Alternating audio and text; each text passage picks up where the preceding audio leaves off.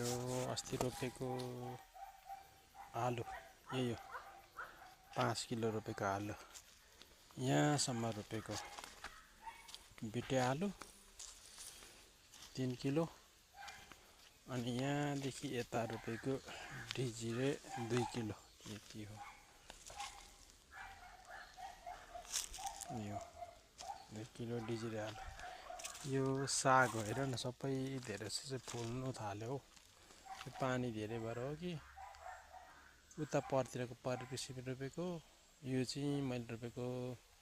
सिमी थोरै रोपेको थिएँ अनि यो प्याजको दली भर्खर उम्रिँदैछ प्याजको दल यो मुलाहरू उम्रिँदैछ कोपी हेर न सबै यत्रो फुल्नु थाल्यो हौ यत्रैमा कोपी फुल्न थाल्यो